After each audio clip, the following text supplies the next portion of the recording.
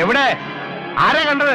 കണ്ട് നമ്മളാണ് മുതലക്കളവിന്റെ അടുത്ത് മരത്തിനെ കുത്തിരിക്കുന്നത്. അച്ഛ അവിടേക്ക് അവിടേക്ക് അവിടേക്ക് ഏകദേശം ഇത്ര ദൂരത്ത് ഇങ്ങനെ നിൽക്കണ്.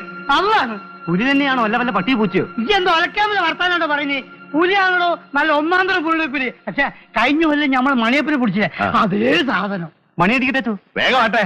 അടിക്കട്ടെ അച്ഛന്നോ, പോയ അടിയടോ.